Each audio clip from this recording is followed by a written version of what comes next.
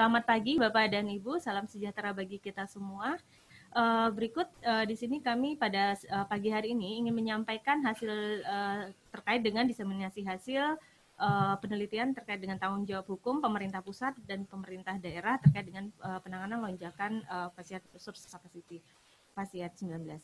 Oke, di sini kita melihat bahwa di dalam mungkin saya skip outline untuk penyampaian materi di sini. Nanti di sini ada 5 pokok bahasan yang akan saya sampaikan secara cepat terkait dengan latar belakang. Tadi sedikit sudah disinggung oleh Mas Ilham.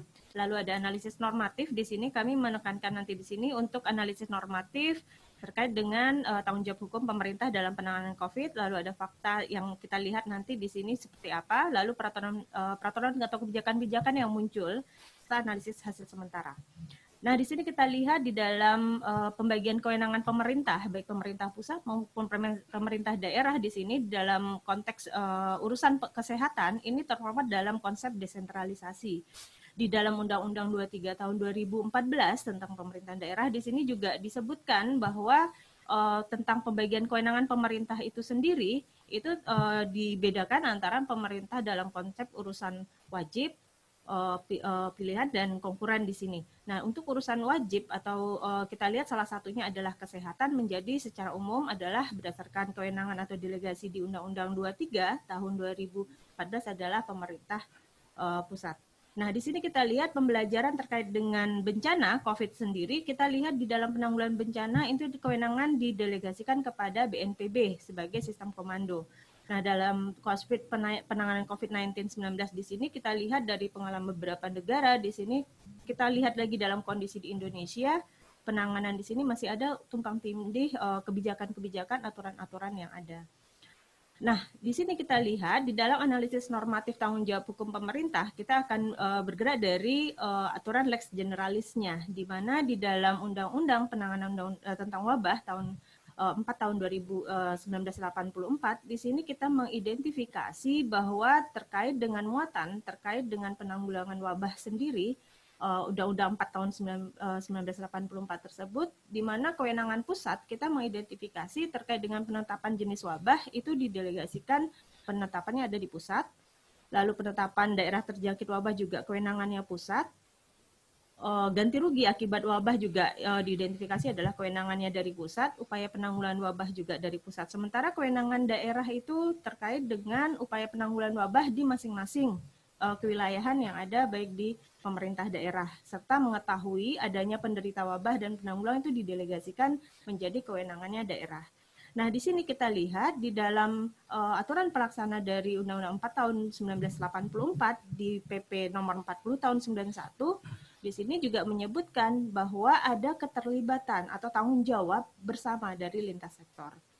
Nah, sementara di undang-undang berikutnya, kita lihat di undang-undang yang terbaru, Undang-Undang nomor 24 tahun 2007 tentang penanggulangan bencana, di sini kewenangan kita mengidentifikasi lagi di dalam regulasi tersebut ada kewenangan pusat dan daerah yang dibagi di dalam pengaturan terkait dengan penanggulangan wabah. Menariknya di sini kita lihat di dalam konteks Undang-Undang 24 tahun 2007 tentang penanggulangan bencana, di sini muatan kewenangan pusat itu kita identifikasi di sini ada beberapa kewenangan. Di sini ada sekitar 5 ya kewenangan, di mana kewenangan tersebut terkait dengan penanggulangan bencana, terkait dengan penetapan pengganti rugian dan sebagainya, itu menjadi kewenangannya pusat terkait dana penanggulangan bencana itu sendiri. Sementara untuk menetapkan daerah rawan bencana, itu menjadi kewenangannya daerah. Jadi kalau kita lihat untuk penetapan daerah rawan bencana itu sebenarnya diidentifikasi dari kewenangannya daerah. Nah, di sini kita melihat dari Undang-Undang 24 tahun 2007 tersebut, kita beralih ke dalam lex generalis terkait dengan bidang kesehatan sendiri di Undang-Undang Kesehatan. Nah, di Undang-Undang Kesehatan di sini kita melihat bahwa antara kewenangan pusat dengan kewenangan di daerah, ini kita bisa mengidentifikasi di pasal beberapa pasal. Pertama kita fokuskan di sini di pasal 15, pasal 154, pasal 155 dan 156 dan 157, di mana di dalam Undang-Undang Kesehatan tersebut membahas terkait mengenai bagaimana bencana, terutama di sini bencana terkait dengan penyakit menular atau penyakit tertentu. aturan pelaksana dari Undang-Undang Kesehatan tersebut di dalam pasal 154 sampai dengan 157 tadi itu diatur secara lex spesialis lagi di Peraturan Menteri Kesehatan, yaitu di Permenkes 1501 tahun 2010 terkait dengan jenis-jenis penyakit menular tertentu yang dapat menimbulkan wabah dan upaya penanggulangannya. Lalu kita melihat lagi di dalam aturan pelaksana berikutnya di dalam Undang-Undang Kesehatan tersebut di Permenkes 82 tahun 2014 terkait dengan penanggulangan penyakit menular. Jadi kita mengidentifikasi di Undang-Undang Kesehatan sendiri mendelegasikan aturan teknis pelaksanaannya di dalam Permenkes 1501 dan 82 2014. Di mana di sini disebutkan bagaimana pembagian kewenangan antara penanggulangan penyakit menular yang ada di daerah.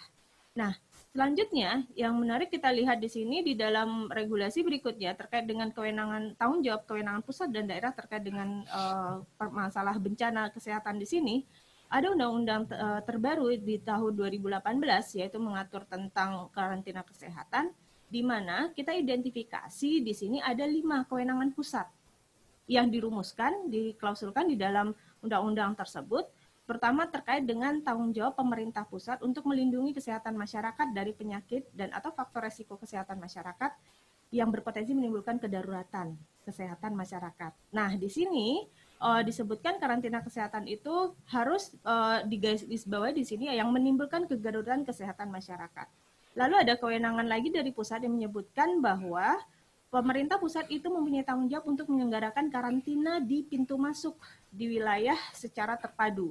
Jadi pintu masuk di sini baik meliputi bandara, port, airport maupun pos lintas batas. Lalu di sini disebutkan juga tanggung jawab pemerintah pusat untuk menyediakan sumber daya yang diperlukan dalam konsep penyelenggaraan karantina kesehatan tersebut.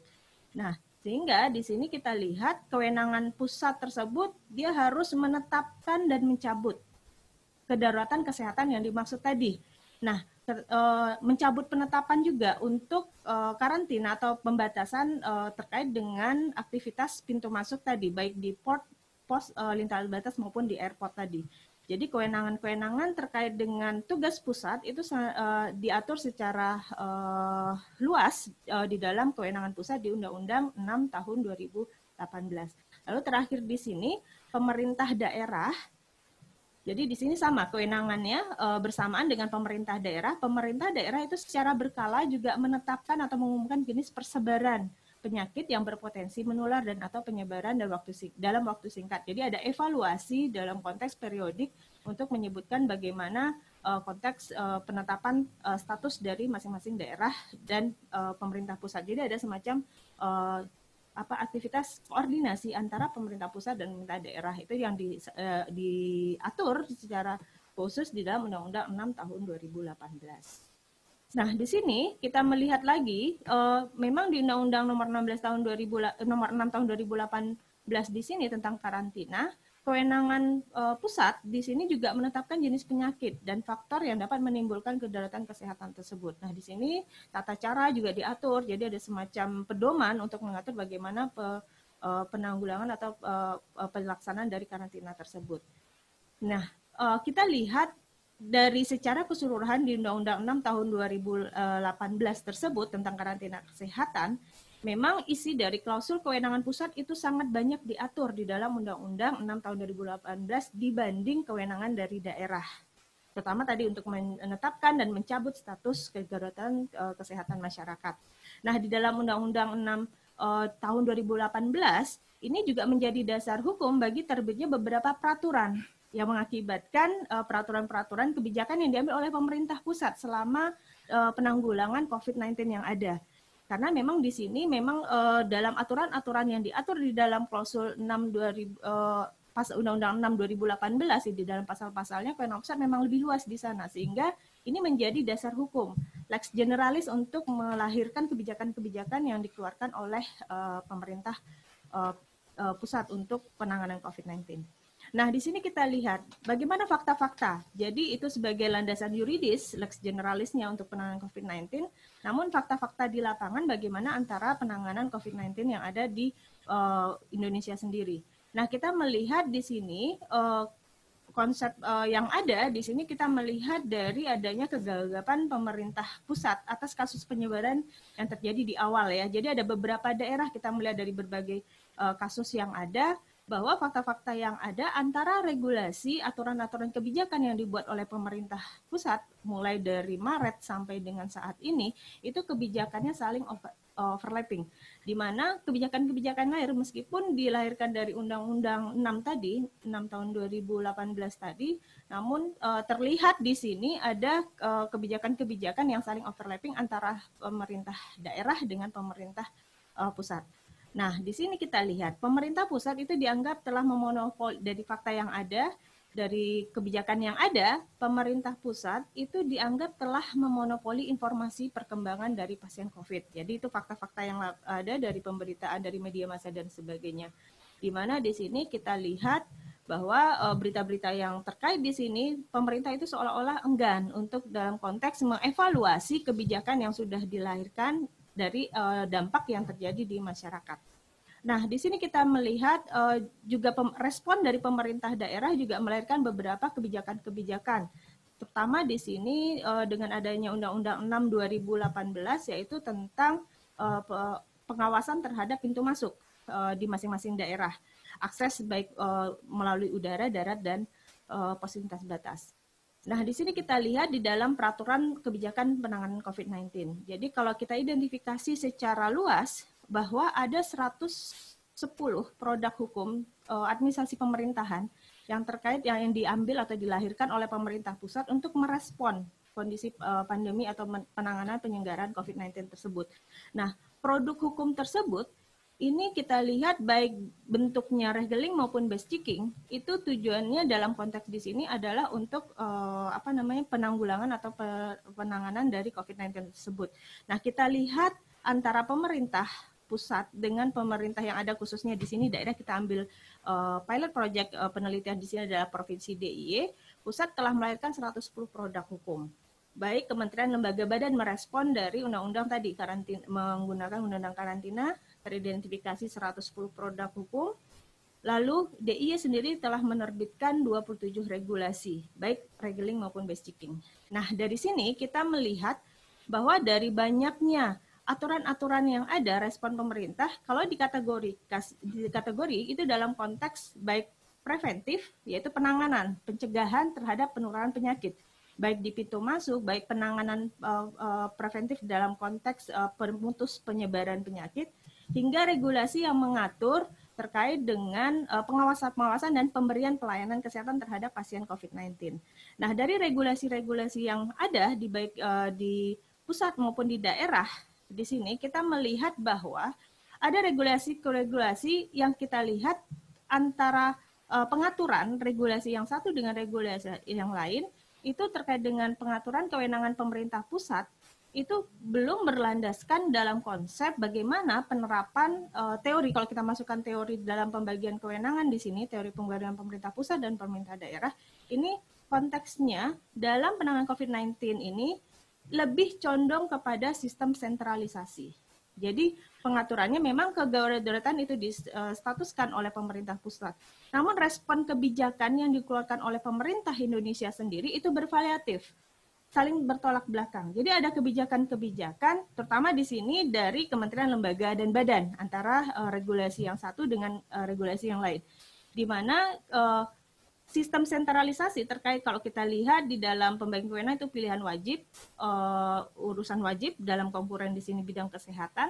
Tapi pada saat kita melihat antara kewenangan yang satu, terutama kita ambil contoh dalam penstatusan daerah, lalu kita lihat dalam konteks penetapan bencana, keadaan tertentu. Di sini ada kerancuan definisi interpretasi secara hukum menggunakan konsep yang digunakan di dalam beberapa aturan yang ada.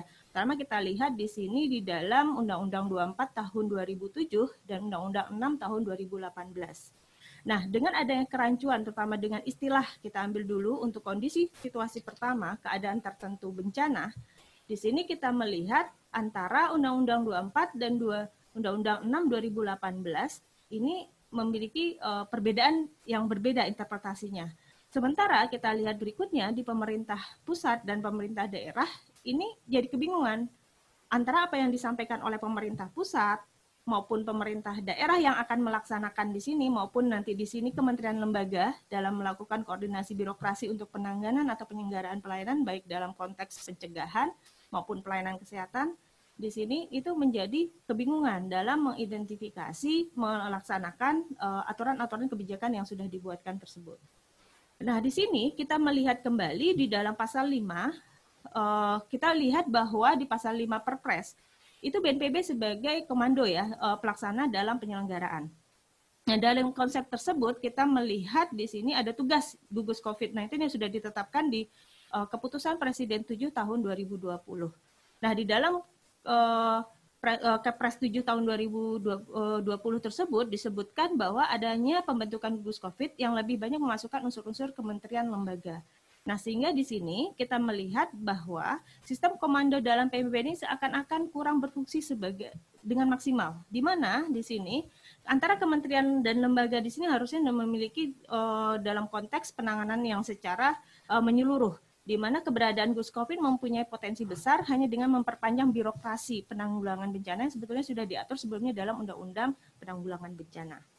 Nah, di sini kita lihat dalam konteks di dalam penanganan COVID-19 sendiri, kalau kita menggunakan teori dalam konteks pembagian kewenangan antara pemerintah pusat dan pemerintah daerah, antara tadi bahwa kesehatan merupakan urusan wajib pemerintah, salah satu urusan wajib pemerintah, di mana dalam pendelegasian kewenangannya di sini diberikan kepada Kementerian Kesehatan.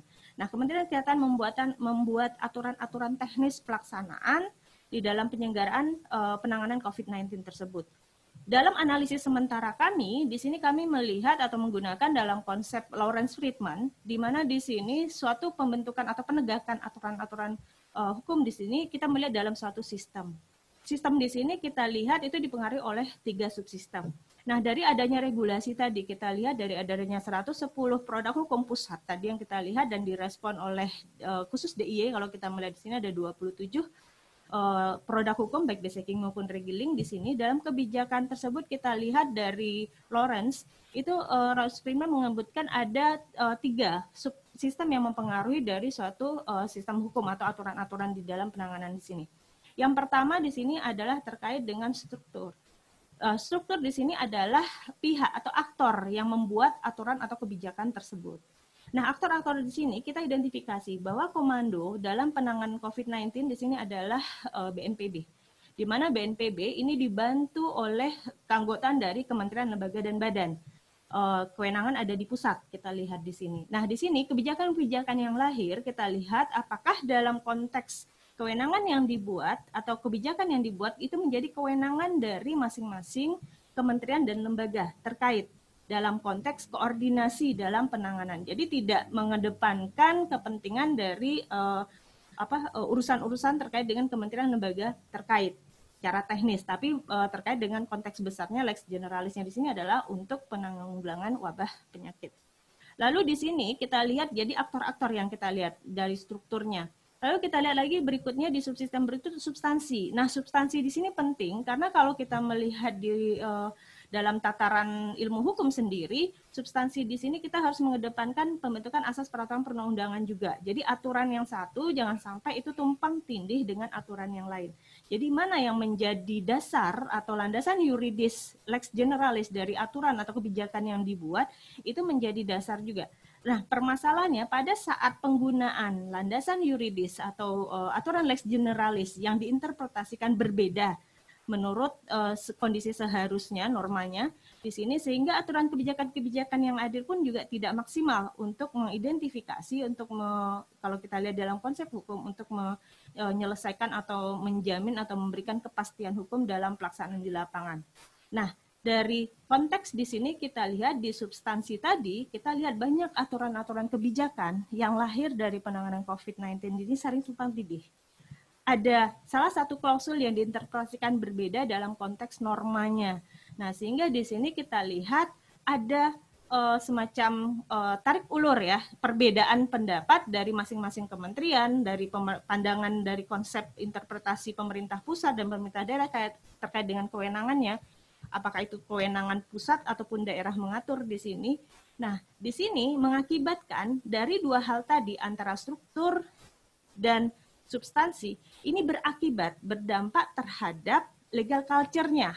Dalam legal culture di sini adalah kepatuhan.